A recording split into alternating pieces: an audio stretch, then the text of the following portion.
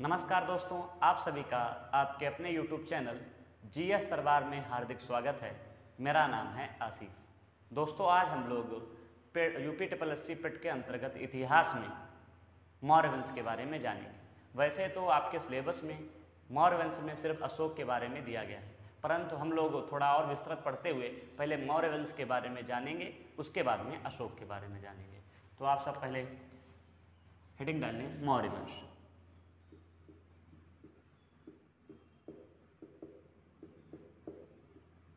मौर्य वंश के काल की बात करें तो 323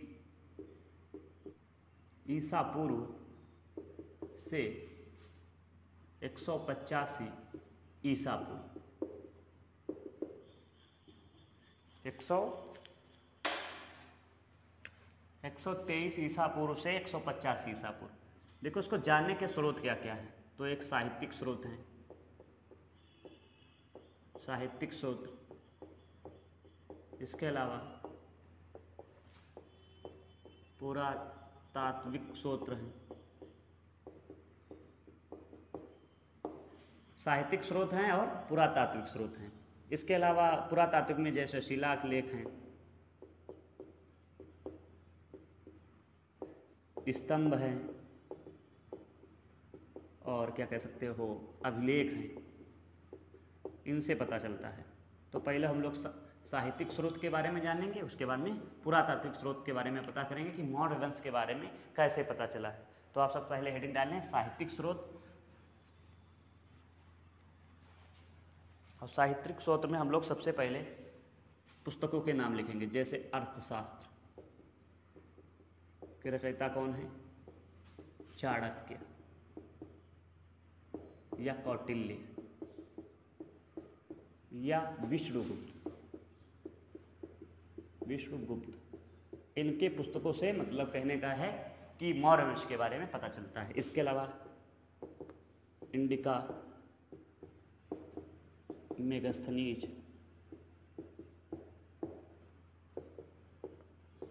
चरक संहिता, चरक। इसके अलावा पतंजलि, महाभाष्य, अरे रुक जाओ, महाभाष्य का पतंजलि। इसके बाद में हम लोग बात करें कथा, सरित सागर, तो हो जाएंगे सोमदेव। इसके बाद में मुद्रा राक्षस, विशाखदत्त। इसके बाद में अष्टाध्यायी, तो कौन हो जाएगा? पाणिनि। और लास्ट कल्पसूत्र तो हो जाएंगे भद्रबाहु। तो इस प्रकार से इन साहित्यिक स्रोतों के माध्यम से मौर्य वंश के बारे में पता चलता है।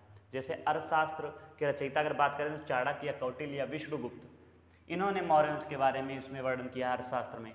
इंडिका में मेगस्थनीज ने किया है, चरक संहिता में चरक ने किया है, महाभाष्य में पतंजल ने किया है, कथा सरित सागर में सोमदेव ने, मुद्रा राक्षस में विशाखदत्त ने, और अष्टाध्यायी में पाणिनि ने, और कल्पसूत्र में भद्रबाहु ने जो है मौर्य वंश के बारे में चर्चा की है। ये तो बात हुई साहित्यिक स्रोत के। अब हम लोग पढ़ेंगे पुरातात्विक स्रोत।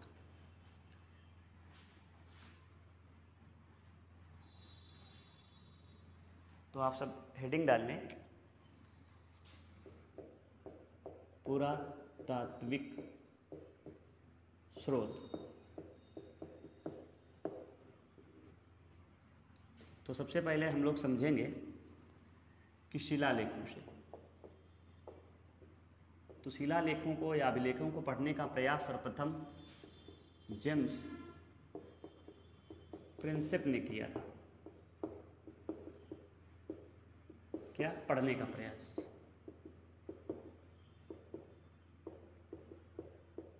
तो बात करें ये 1900 1837 में सबसे पहले जेम्स प्रिंसेप ने जो है इनके अभिलेखों का पढ़ने का प्रयास किया।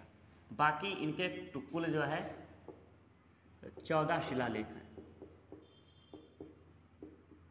तो वैसे तो सभी इम्पॉर्टेंट नहीं, कुछ 14 शिलालेखों में से कुछ शिलालेख महत्वपूर्ण हैं जिनके बारे में चर्चा करेंगे। जैसे पहला पूछा जाता है कि पहले शिलालेख में किसका वर्णन किया गया है, तो पहले शिलालेख में पशु बलि पर प्रतिबंध।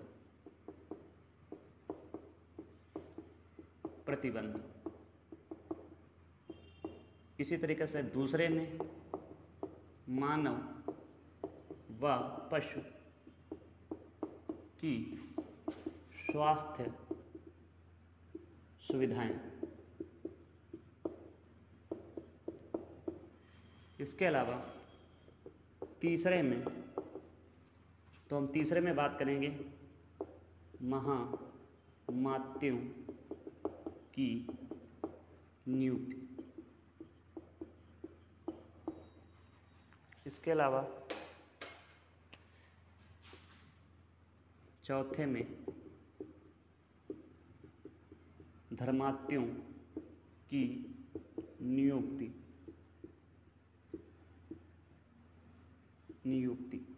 इसके अलावा अगर हम सातवें की बात करें, सातवें में क्या किया गया है, यह सबसे बड़ा शिलालेख है। इसमें मस्तिष्क एवं आत्मा पर नियंत्रण के बारे में बताया गया है। इसमें मस्तिष्क एवं आत्मा पर नियंत्रण के बारे में बताया गया है। बाकी आपको 11वां याद रखना है। इसके बाद में, या इसे लिख देते हैं, 11वां याद रखना है। इसके बाद में 13वां याद रखना है और 14वां याद रखना है।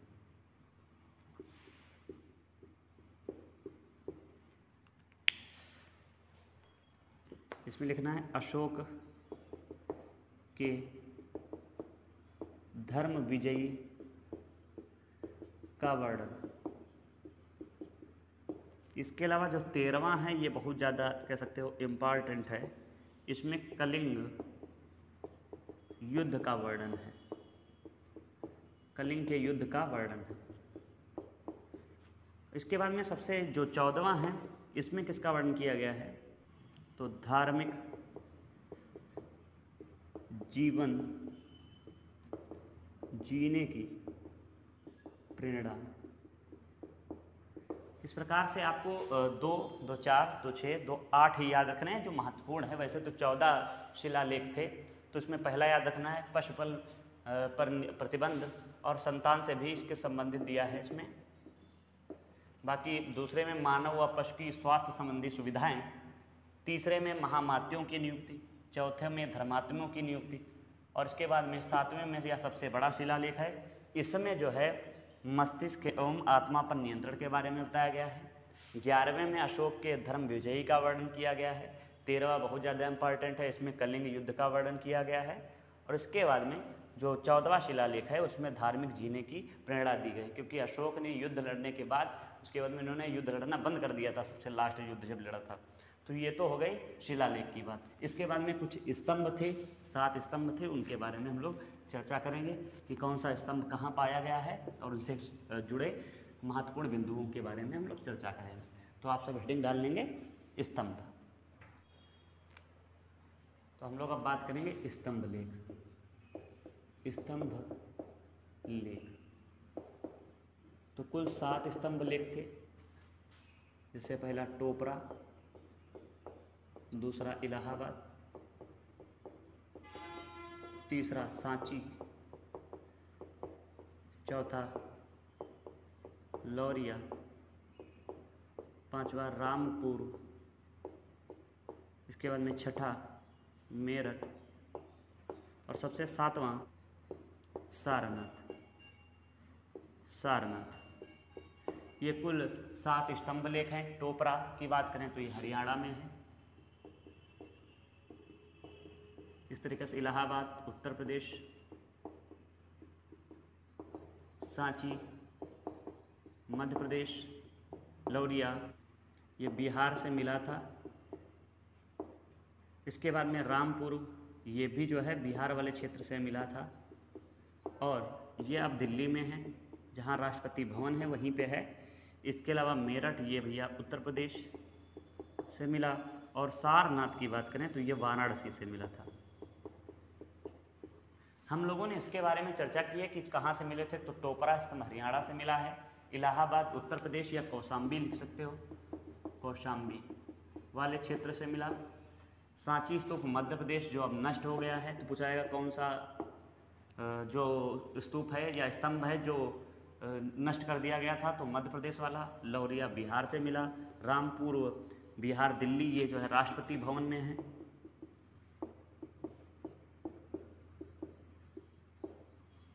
इसके अलावा मेरठ ये उत्तर प्रदेश वाले क्षेत्र में है, वो सारनाथ ये जो है वाराणसी में है। इसके बाद में अगर बात करें इधर इलाहाबाद वाले में, तो इस पर ये अकबर ने क्या किया था, कौशाम्बी से इलाहाबाद ट्रांसफ़र किया था।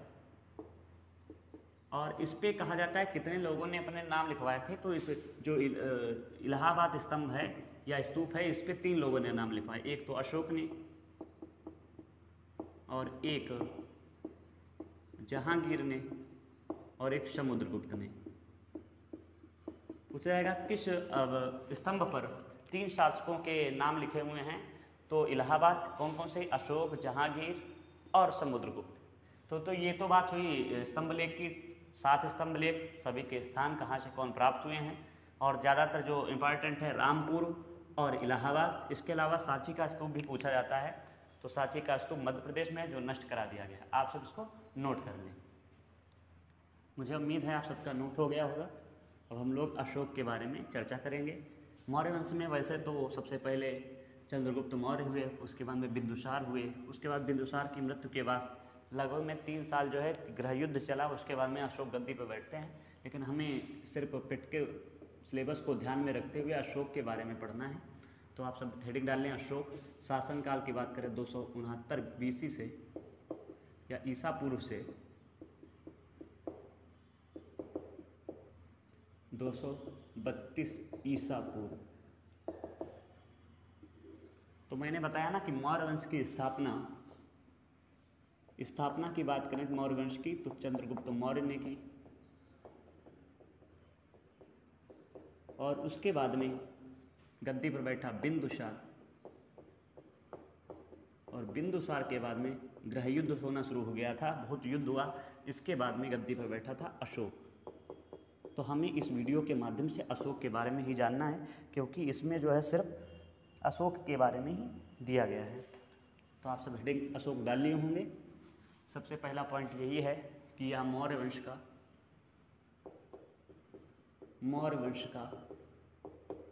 महान शासक, यह मौर्य वंश का महान शासक था। इसके माता की बात करें, कई बार इसके माता का नाम पूछा गया है, तो सुभद्रांगी या वनदेवी भी नाम देखने को मिलता है, और धम्मा भी मिलता है। तो ये नाम आप इनके याद रखें।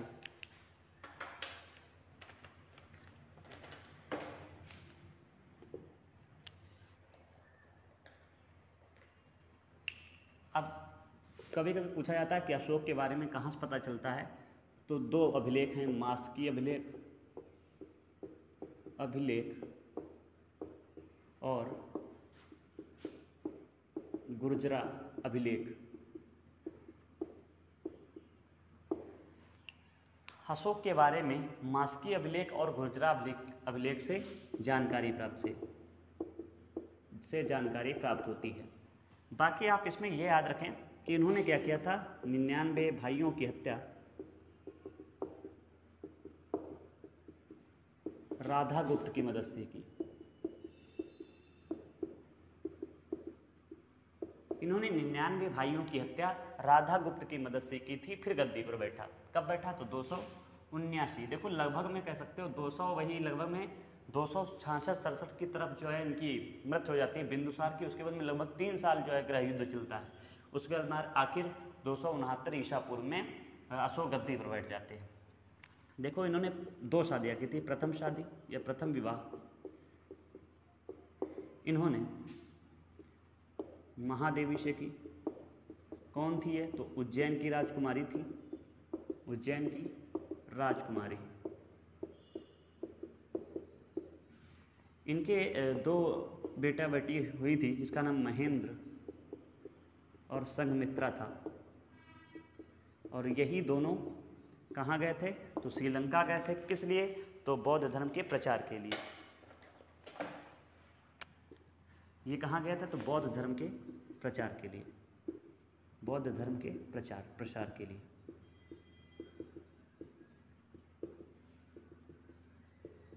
कहाँ गए? श्रीलंका। इसके अलावा इन्होंने दूसरा विवाह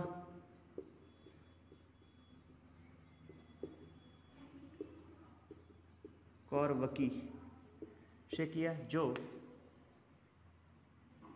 कलिंग की राजकुमारी थी, कलिंग की राजकुमारी। और इनका पुत्र की बात करें तो इनके पुत्र का नाम था कुषाण, और उसके बाद में इसके पुत्र का होता है दशरथ।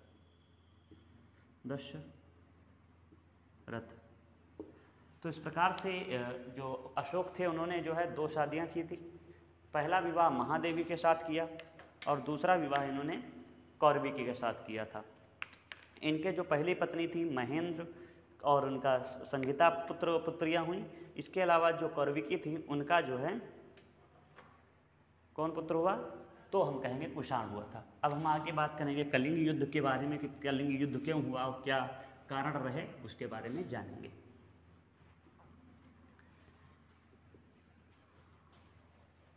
हम बात करेंगे 261 ईसा पूर्व। 261 ईसा पूर्व जो है कलिंग का युद्ध हुआ। कलिंग का युद्ध कारण क्या रहे? तो लिखो कलिंग का हाथी प्रांत।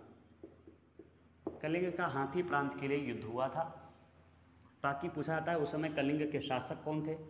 तो कलिंग के शासक नंदराज थे। और ये कहाँ से पता चलता है? तो हाथी अभिलेख से पता चलता है। आज मेरा थोड़ा स्वास्थ्य ठीक नहीं है, इसलिए मैं जल्दी थोड़ा कर रहा हूँ। कोई बात नहीं, आपको समझ में ज़रूर आ रहा होगा। मैंने ये बताया है कलिंग के शासक नंदराज ने जो है इनके साथ युद्ध किया था अशोक के साथ। और देखो यहाँ से अशोक का जीवन बिल्कुल बदल जाता है। क्यों? क्योंकि अशोक उस समय क्या था कि बहुत ही कह सकते हो प्रतापी शासक बन गया था और युद्ध करता जा रहा था, कभी किसी पे ज़्यादा दया नहीं खाता था। लेकिन जब कलिंग वाले क्षेत्र में गया, युद्ध लड़ा, तो वहाँ देखा कि छोटे छोटे बच्चे, महिलाएं भी युद्ध करने के लिए तैयार है, हारने के लिए या अशोक की जो कह सकते हो हार मानने के लिए, अशोक से जो है हार मानने के लिए तैयार नहीं है। अब क्या होता है, यहाँ पे अशोक का मन बहुत द्रवित हो जाता है, बहुत उदास हो जाता है कि मतलब आदमी हमसे हार मानने के लिए तैयार नहीं, छोटे छोटे बच्चे, महिलाएं अपना घर के बर्तन लेके लड़ने आ रही हैं। उसका जो कह सकते हो मन यहीं से परिवर्तित हो गया और उसने अपनी हार स्वीकार कर ली।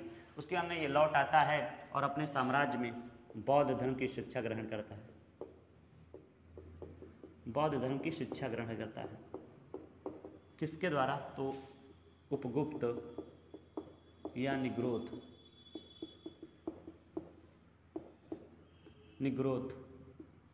से जो है, निग्रोध लिखो, से ही जो है क्या करता है शिक्षा प्राप्त करते हैं। और पूछा जाता है कि बौद्ध धर्म किसने अपनाया था? तो बौद्ध धर्म जो है मुगली पुतलिस ने इनको जो है अपनवाया था। बाकी इन्होंने 251 ईसा पूर्व तृतीय बौद्ध महासंगीति कराई, बौद्ध महासंगीति कराई, जिसमें आप सभी को पता है तीसरा पिटक जोड़ा गया था। तीसरा पिटक जोड़ा गया, कौन सा? तो अभिधम्म पिटक।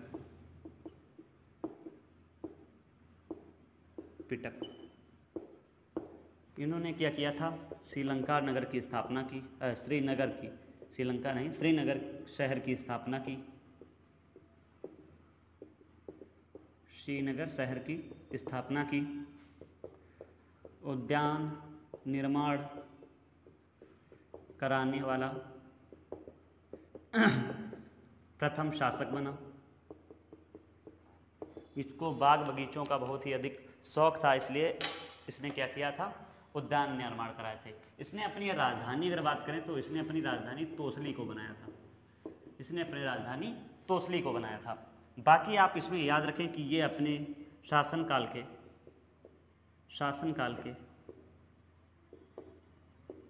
10वें वर्ष बोध गया गया। इसके अलावा अपने शासनकाल के 20वें वर्ष ये लुम्बिनी गए थे, और लुम्बिनी जब पहुँचे तो वहाँ पे इन्होंने क्या कर दिया था, टैक्स मुक्त कर दिया था, कर मुक्त कर दिया था लोगों को कि आपको कर नहीं देना पड़ेगा। अब धीरे धीरे इनकी आस्था जो है धर्म में चली गई है, या कह सकते हो बौद्ध में ज़्यादा इनका ध्यान लग गया है। तो धीरे धीरे इन्होंने क्या किया था, मैंने भी बताया था कि महेंद्र और संघमित्रा को श्रीलंका भेजा था प्रचार प्रसार के लिए। अब कोई शासक युद्ध करेगा नहीं, और बाकी कोई युद्ध नहीं लड़ेगा तो सामने वाला 2 अन्य शासक होंगे, वो धीरे धीरे आक्रमण करने लगेंगे। धीरे धीरे इनकी शक्तियाँ कमज़ोर होती गईं। उसके बाद में लगभग में अशोक की 232 ईसा पूर्व में मृत्यु हो जाती है।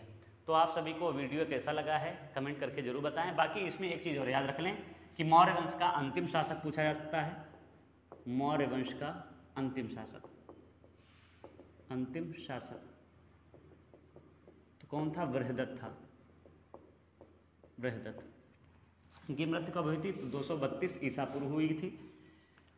देखो पिट के नज़रिए से देखें तो हमने मतलब भर का पढ़ लिया है। बाकी जब हम लोग अभी आधुनिक भारत पढ़ रहे हैं उसमें रणजीत सिंह तक पढ़ चुके हैं। जब कभी प्राचीन भारत के बारे में नंबर लगेगा तो हम लोग जितना भी बौद्ध धर्म पढ़ा है, जैन धर्म पढ़ा है, सिंधु घाटी सभ्यता पढ़ी है, या मौर्य वंश में अशोक के बारे में पढ़ा है, इसको हम और डीपली में पढ़ेंगे। तब तक के लिए हम इतना ही रखते हैं। आप सभी को ये वीडियो कैसा लगा है कमेंट करके ज़रूर बताएँ। धन्यवाद।